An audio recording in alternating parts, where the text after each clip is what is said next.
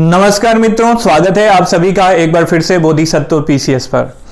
आज नो कि इंडिया और सेंट्रल एशियन जो कंट्रीज हैं अपने रिलेशन की 30वीं वर्षगांठ मना रहे हैं और इसी 30वीं वर्षगांठ के अवसर पर जो है India central Asia virtual summit का आयोजन हुआ था। इस टॉपिक के अंतर्गत हम देखेंगे इंडिया और सेंट्रल एशियन कंट्री के रिलेशन के बारे में और जो हाल ही में 30वीं वर्षगांठ पे वर्चुअल समिट आयोजित हुई जिसकी मेजबानी प्रधानमंत्री नरेंद्र दामोदर दास मोदी के द्वारा की गई, इसके क्या आउटकम्स हैं और इनके रिलेशन को स्ट्रेंथन करने को लेके जो है और क्या किए जाने चाहिए। काफी इंपॉर्टेंट है। प्रीलिम्स के लिहाज से भी मैं बताऊंगा प्रीलिम्स के लिहाज से क्यों इंपॉर्टेंट है और मेंस के लिहाज से तो है ही। एज यू नो कि इंटरनेशनल रिलेशन में बीपीएससी मेंस में एक या दो प्रश्न जो है जरूर पूछे जाते हैं। तो चलिए शुरू करते हैं। शुरू करने से पहले आपसे रिक्वेस्ट है, यदि चैनल पे नए हैं तो चैनल को सब्सक्राइब करके बेल का आइकन दबा दीजिए ताकि कोई भी लेटेस्ट नोटिफिकेशन आप तक आसानी से पहुंच सके और हम भी मोटिवेट हो सके अच्छे कार्य करने को लेके। ठीक है। India central Asia virtual summit, आपको पता होना चाहिए कि इंडिया और सेंट्रल एशिया जो है अपने राजनयिक संबंधों की स्थापना की 30वीं वर्षगांठ मना रहे हैं और इसी पर जो है वर्षगांठ पर पहली भारत मध्य एशिया समिट जो है 28 जनवरी 2022 को आयोजित की गई थी। ठीक है, कुछ फैक्ट्स हैं हम देख लेते हैं, उसके बाद हम केस स्टडी पे चलेंगे। इसकी मेजबानी किसने किया था? पीएम नरेंद्र मोदी के द्वारा की गई थी। तो कभी कभी प्रीलिम्स में यहां से क्वेश्चन इस तरीके से पूछ सकता है कि हाल ही में 30वीं वर्षगांठ के अवसर पर भारत और मध्य एशियाई देशों के बीच जो समिट हुआ था, वर्चुअल समिट हुआ था, उसकी मेजबानी किसके द्वारा की गई? तो आपको पता होना चाहिए नरेंद्र दामोदर दास मोदी के द्वारा। ठीक है। अगर बात करें यहां पे देखिए, कभी भी जब आप इंटरनेशनल रिलेशन पढ़ रहे हो तो इसमें जो है आपको मैप के थ्रू पढ़ना चाहिए। ठीक है। तो मैप स्टडी हम अगले स्लाइड में करेंगे। पहले देख लेते हैं कि मध्य एशिया में जो हमारा टारगेट है कि मध्य एशिया में कितने कंट्रीज आते हैं। यहां से प्रीलिम्स में भी प्रश्न पूछ सकते हैं और मेंस के लिए ये फीडर का काम तो करेगा ही। मध्य एशिया में अभी 5 देश हैं करंट में, कजाकिस्तान, किर्गिस्तान, तुर्कमेनिस्तान, तजाकिस्तान और उज्बेकिस्तान। इन तीनों का अस्तित्व जो है 1991 में जब यूएसएसआर का डिक्लाइन हुआ, यूएसएसआर का विखंडन हुआ, उसके बाद से है ये। ठीक है। और भारत जो है इन कंट्रीज को अर्थात मध्य एशियन जो भी 5 कंट्रीज हैं इनको विस्तारित पड़ोस अर्थात एक्सटेंडेड नेबरहुड का हिस्सा मानता है। तो ये रहा यहाँ पे इंडियन जो स्ट्रेटजी है कि इन देशों के साथ कैसे रिलेशन एस्टेब्लिश किया जाए, इसके बारे में एक हमने टर्म जाना। ये हमने भूमिका देख लिया कि यह क्यों इंपॉर्टेंट है, अभी क्यों इसके बारे में हम चर्चा कर रहे हैं। तो हाल ही में इंडिया और सेंट्रल एशिया वर्चुअल समिट हुई है। क्यों? क्योंकि इन देशों के बीच जो है इन देशों के राजनयिक संबंधों के 30वीं वर्षगांठ पे ये जो है समिट आयोजित की गई थी। नरेंद्र मोदी के द्वारा मेजबानी की गई। मध्य एशिया में कितने देश हैं और विस्तारित पड़ोस एक्सटेंडेड नेबरहुड के पॉलिसी के साथ इंडिया जो है इन देशों के साथ अपना रिलेशन एस्टेब्लिश करने की कोशिश कर रहा है।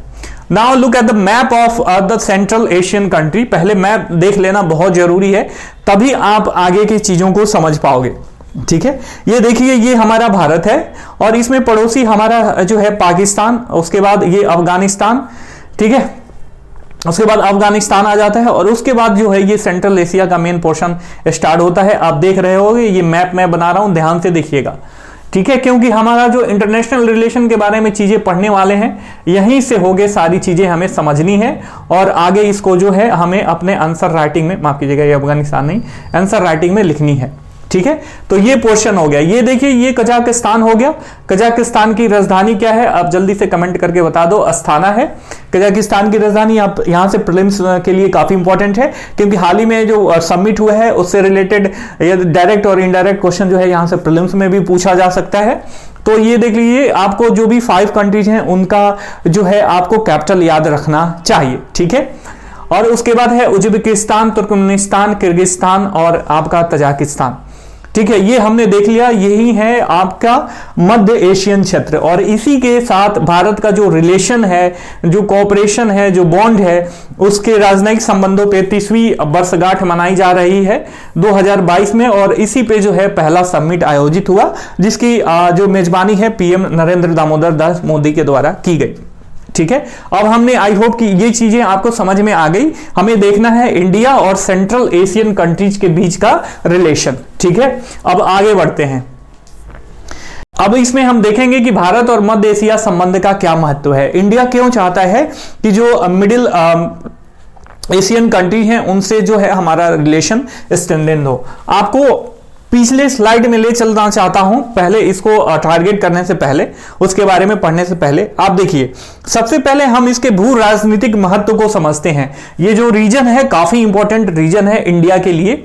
क्यों? क्योंकि इंडिया जो है यहां से यदि इन देशों के साथ जो है इंडिया का संबंध एस्टेब्लिश हो, काफी मजबूत हो, तो इंडिया जो है यहां से आपका चाइना को काउंटर कर सकता है, यहां से पाकिस्तान को भी काउंटर कर सकता है और अफगानिस्तान को भी काउंटर कर सकता है।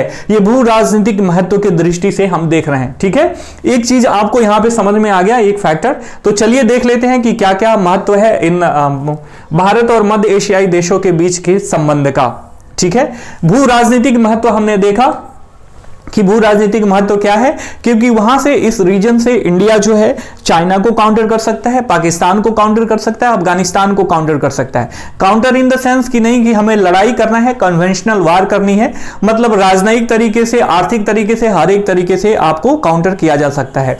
क्योंकि चाइना और आपका रसिया जो है इस रीजन पे काफी ज्यादा कंसंट्रेट कर रहा है। चाइना का जो पॉलिसी है, आप एक्सपेंशन की पॉलिसी है, तो यहाँ के जो लोग हैं चाइना को थोड़ा सा शंका की नजर से देखते हैं, संदेह की दृष्टि से देखते हैं। इसलिए, और चूंकि इंडिया जो है सॉफ्ट पावर है, सॉफ्ट तरीके से अपने राजनयिक संबंधों को आगे बढ़ाने की कोशिश करता है, तो इनका झुकाव जो है, इंक्लाइनेशन जो है नेचुरली इंडिया की तरफ हुआ है।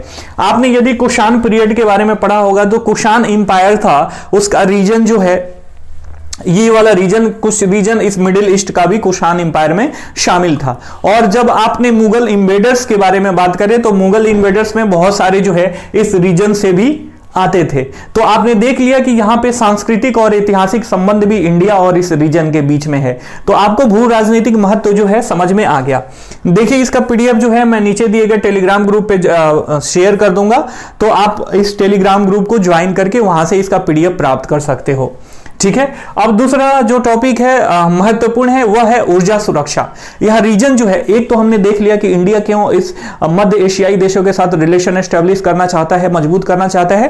पहला तो हो गया हमारा भू राजनीतिक महत्व, और दूसरा हो गया ऊर्जा सुरक्षा, एनर्जी सिक्योरिटी।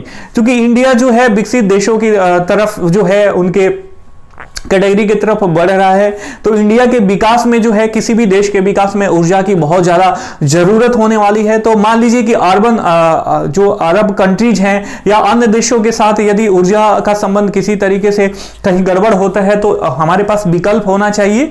और चूंकि आपने देखा होगा कि मध्य एशियाई जो क्षेत्र है, यह ऊर्जा का विशाल भंडार है यहाँ पे। ठीक है, ऊर्जा का विशाल भंडार है। यहाँ पे तेल की बात करी जाए, कोयला, यूरेनियम और प्राकृतिक गैसों का जो है यहाँ पे काफी ज्यादा विशाल भंडार है। कजाकिस्तान है जिन्हों की यूरेनियम का सबसे बड़ा उत्पादक राष्ट्र है पूरे विश्व में। और इसके साथ साथ मैं आपको बताना चाहूंगा कि तापी पाइपलाइन परियोजना जो है इसी रीजन से आ रही है हमारे यहाँ, और पाकिस्तान से समर्थन की कमी के कारण अभी इस पे जो रोक है। हालांकि 2015 में इस साइट पे कंस्ट्रक्शन जो है शुरू किया जा चुका था। तो हमने दो टॉपिक समझ लिया कि भारत और मध्य एशियाई संबंध का महत्व क्या है, भू राजनीतिक महत्व और ऊर्जा के तरीके से महत्व, कि यदि हम मध्य एशियाई देशों के साथ अपने संबंध को मजबूत करते हैं तो हमें ऊर्जा सुरक्षा भी मिल सकती है। अब रीजनल सिक्योरिटी की बात करें तो रीजनल सिक्योरिटी भी काफी इंपॉर्टेंट एक मुद्दा है। आपने देखा होगा कि भारत और मध्य एशियाई देशों के द्वारा जो है समान चुनौतियों का सामना करना पड़ रहा है। अगस्त 2021 की बात करें, अगस्त 2021 में आपने देखा होगा कि तालिबान के द्वारा जो है अफगानिस्तान के सत्ता पे जो है काबिज होना, ये बहुत बड़ा क्षेत्रीय विषमता का कारण, क्षेत्रीय अस्थिरता का कारण बनता है। विषमता नहीं कहेंगे, क्यों? क्योंकि जब ये अगस्त 2021 में ये जब घटना होती है, तो अब देखिए आतंकवाद, मादक पदार्थों की तस्करी और कट्टरता का उभार जो है दोनों रीजन के लिए समान है, और क्षेत्रीय सुरक्षा जो है एक तरीके से दोनों को इक्वली चैलेंज करता है, ये एक तरीके से। ठीक है, तो हमने देख लिया भू राजनीतिक महत्व क्या है, एनर्जी सिक्योरिटी को लेके किस तरीके का महत्व है, और क्षेत्रीय सुरक्षा रीजनल सिक्योरिटी को लेके जो है किस तरीके का महत्व है। अब बात कर लेते हैं व्यापार और निवेश के मामले में। तो आपको पता होगा कि फार्मास्यूटिकल्स और आईटी सेक्टर में इंडिया जो है वैश्विक पावर है। तो इंडिया के पास, और चूंकि ये देश जो है, ये रीजन जो है अभी उतना ज्यादा विकसित नहीं है, तो मध्य एशियाई देशों में जो है आईटी और फार्मास्यूटिकल्स, पर्यटन आदि जैसे कई क्षेत्रों में व्यापार और निवेश के अवसर जो है भारतीय कंपनियों को मिल सकता है, और यहाँ पे ये इन्वेस्ट करके बहुत ज्यादा पैसा कमा सकते हैं और भारतीय जो है नेशनल इंटरनेशनल इनकम में काफी ज्यादा योगदान दे सकते हैं। तो हमने 4 फैक्टर पढ़ा, और 5वां फैक्टर पढ़ रहे हैं, काफी ज्यादा इंपॉर्टेंट है, आप ध्यान में रखिएगा। देखिए, आप देखते होंगे कि मान लीजिए ये हमारा इंडिया हो गया, और इंडिया के जस्ट बाद पाकिस्तान आता है। तो कभी भी हम जब अफगानिस्तान से और मिडिल ईस्ट से कनेक्शन की बात करते हैं और यूरोप जाने की कोशिश करते हैं, तो हम डायरेक्ट नहीं जा पाते हैं। अभी आपने हाल ही में देखा होगा कि अफगानिस्तान को जो वहां पे ह्यूमन क्राइसिस आ रही है, लोग भूखे मर रहे हैं तालिबान के कैप्चर के बाद, तो भारत जो है अन्न का जो है ट्रक्स भेजना चाहता था, अफगानिस्तान के लोगों को सपोर्ट करना चाहता था। तो बहुत दिनों तक जो है पाकिस्तान से जो है क्लियरेंस नहीं मिल पाया। इसको लेके लॉजिस्टिक काफी दिनों तक जो है अटका रहा, और अफगानिस्तान को जो है सपोर्ट जो है भारतीय सहायता काफी लेट से मतलब मिला। ठीक है, तो अब एक संपर्क भी बहुत बड़ा मुद्दा है। इसमें देखिए, भारत, ईरान और रूस ने अंतरराष्ट्रीय उत्तर दक्षिण परिवहन गलियारा INSTC, यहां से कभी कभी प्रीलिम्स में पूछ सकता है कि INSTC का एब्रिविएशन क्या है, ये मतलब इसका फुल फॉर्म क्या है। तो आप कह सकते हो international north south transport corridor, अर्थात अंतरराष्ट्रीय उत्तर दक्षिण परिवहन गलियारा। ये शुरू किया गया भारत, ईरान और रूस के द्वारा। आप ये देखो, ठीक है, यहाँ पे ये पर्सियन गल्फ है, ये गल्फ ऑफ ओमान है, हिंद महासागर से ये वाला एरिया जा रहा है, ईरान होते हुए, अजरबैजान होते हुए, देख रहे हो यहाँ सेंट पीटर्सबर्ग तक जाएगा ये रीजन। ठीक है, ये है, ये आप एक तरीके का परिवहन कॉरिडोर बनाया गया है इंडिया, ईरान और रसिया के द्वारा। ठीक है, यह कॉरिडोर हिंद महासागर, पारस की खाड़ी, ईरान तथा सेंट पीटर्सबर्ग से होकर गुजरते हुए कैस्पियन सागर से जोड़ने वाला बहुमंडल परियोजना मार्ग है। मतलब इसमें हर एक तरीके का जो है क्या होता है, परिवहन है। इसमें जहाज भी है, रेल भी है और सड़क मार्ग भी है। यह 7200 किलोमीटर का टोटल इसका लंबा बहुविविध अर्थात मल्टी मोड नेटवर्क है। ठीक है, इसमें जो सम्मिलित क्षेत्र हैं भारत, ईरान, अफगानिस्तान, अजरबैजान, रूस, मध्य एशिया और यूरोप। ठीक है, जब ये मान लीजिए, ये एक तरीके का काउंटर भी देखा जाता है इंडिया का वन बेल्ट रोड इनिशिएटिव का। ठीक है, कौन सा, अंतरराष्ट्रीय उत्तर दक्षिण परिवहन गलियारा को। ठीक है, तो मान लीजिए अब ये वाला सेक्शन हमारा अगर सफल होता है और ये अच्छे तरीके से संचालित हो जाता है, तो हम मिडिल ईस्ट को भी कवर कर लेंगे। ठीक है, और मिडिल ईस्ट से यदि संबंध हमारा एस्टेब्लिश होगा, तभी तो हम यूरोप जा सकते हैं, इनके थ्रू आराम से यूरोप जा सकते हैं, और ये आपका जो है पश्चिम रशिया को भी टारगेट कर सकते हैं, और यूरोपियन कंट्री के साथ जो है हमारा व्यापार जो है आगे बढ़ सकता है। तो हमने देख लिया कि भारत का जो है मध्य एशियाई देशों के संबंध का क्या महत्व है भारत के लिए। ठीक है, अब हम देख लेते हैं कि जो शिखर सम्मेलन हुआ है, दिल्ली में आयोजित हुआ है 30वीं वर्षगांठ पे, उसका क्या आउटकम्स है। जो आउटकम्स है उसका नाम दिया गया है दिल्ली घोषणा पत्र। ध्यान में रखिएगा, इसमें बताया गया है कि जो शिखर सम्मेलन है ना, पहले रैंडमली होता था। अभी आप देखोगे तो मैं आपको बताना चाहूंगा 21 या 22 दिसंबर को, ऐसे ही कुछ दिसंबर में भी आयोजित हुआ था, तीसरा सम्मेलन था, दिसंबर 2021। ठीक है, यह तीसरा सम्मेलन आयोजित हुआ था अभी भारत और मध्य एशियाई देशों का। तो ये लोग कह रहे हैं कि हम क्यों ना शिखर सम्मेलन का संस्थाकरण करें, उसको इंश्योलाइज करें, और 2 साल में इसके आयोजित करने का निर्णय लिया गया है। ठीक है, कि संस्थागत इसको कर देते हैं, और जो है हर एक 2 साल में जो है शिखर सम्मेलन को आयोजित किया जाएगा।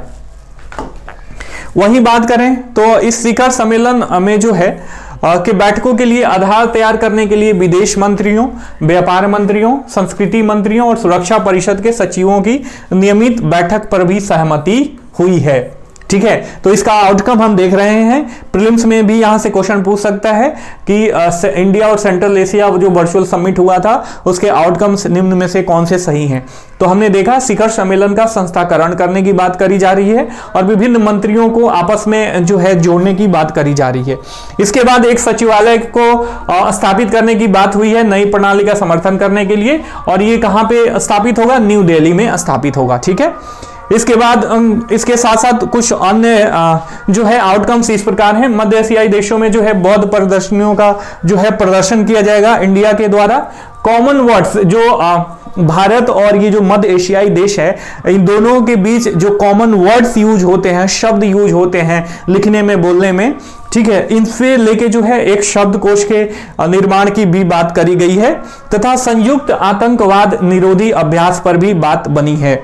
मध्य एशियाई देशों से प्रतिवर्ष 100 सदस्यीय युवा प्रतिनिधि मंडल का भारत दौरा भी होगा, इस पे बात बनी है। और मध्य एशियाई राजनयिकों के लिए विशेष पाठ्यक्रम भी आयोजित होगा। ये थोड़ा सा याद करने वाली चीजें आप याद कर लीजिएगा। ठीक है, आगे की स्लाइड में देखते हैं जो कि काफी इंपॉर्टेंट है। इसमें बताया गया है कि शिखर सम्मेलन के दौरान भारत द्वारा भारत और मध्य एशिया के स्थल रूढ़ देशों के मध्य जो है स्थलीय संपर्कों की कमी पर चिंता भी व्यक्त की गई है। ठीक है, जो स्थलीय संपर्क है अभी उतना मजबूत नहीं है, तो इस पर भी चिंता मतलब चिंता व्यक्त की गई है। तथा इसमें आगे बताया गया कि सम्मेलन में भाग लेने वाले नेताओं द्वारा नई दिल्ली में मध्य एशिया केंद्र अर्थात सेंट्रल एशिया सेंटर बनाने संबंधी योजना की भी घोषणा की गई है। नेताओं के द्वारा अफगानिस्तान और चाबहार बंदरगाह परियोजना पर 2 संयुक्त कार्य समूहों अर्थात ज्वाइंट वर्किंग ग्रुप का भी गठन किए जाने की घोषणा की गई है। ठीक है, और इन नेताओं के द्वारा जो है आगे बताया गया है कि तुर्कमेनिस्तान में जो गाल्तनिश्क तेल क्षेत्र है, यहीं से तापी परियोजना शुरू हुई है। ठीक है, यहीं से तापी परियोजना शुरू हुई है, से आरंभ होकर अफगानिस्तान के हेरात व कंदाहार तथा पाकिस्तान के क्वेटा और मुल्तान से होकर जो भारत के फजीलका तक आती है, इसको लेके इस पे प्रकाश डाला गया है कि भैया इसको डेवलपमेंट के लेके हमें कुछ आगे भी और कार्य करना चाहिए। तो हमने आउटकम्स देख लिया जो काफी इंपॉर्टेंट है, आप उसे याद कर लेना, मैं पीडीएफ शेयर कर दूंगा। अब बात आती है कि संबंधों के सुदृढ़ीकरण को लेके भारत द्वारा जो अभी तक प्रयास किए गए हैं वे किस तरीके के प्रयास हैं, काफी इंपॉर्टेंट है, आप इसे ध्यान से देखना और समझना। देखिए, ऊर्जा और सूचना प्रौद्योगिकी, स्वास्थ्य देखभाल, शिक्षा और कृषि क्षेत्र की विकास परियोजनाओं के लिए भारत ने 1 बिलियन अमेरिकी डॉलर का जो है लाइन ऑफ क्रेडिट देने की घोषणा करी है। भारत चूंकि सॉफ्ट पावर है, भारत एक्सपेंशन पॉलिसी नहीं अपनाता चाइना के तहत, इसलिए यह चाहता है कि पीपल टू पीपल कांटेक्ट हो और जो है आत्मीय जुड़ा हो, जैसे हम भारतीय करते हैं एक दूसरे से, तो आत्मीय जुड़ा हो, न कि हम किसी तरीके का फोर्स करें और किसी को हम ट्रैप करके अपने साथ उसको रिलेशन में एस्टेब्लिश करें। ठीक है, तो इंडिया के द्वारा 1 बिलियन का अमेरिकी डॉलर का लाइन ऑफ क्रेडिट देने की घोषणा करी गई है इन क्षेत्रों के। इसके साथ साथ जो उच्च प्रभाव वाली सामुदायिक विकास परियोजनाएं होती है ना, जिसे high impact community development project कहा जाता है, इसके क्रियान्वयन हेतु भी भारत जो है इस रीजन्स को अनुदान दे रहा है, पैसे दे रहा है।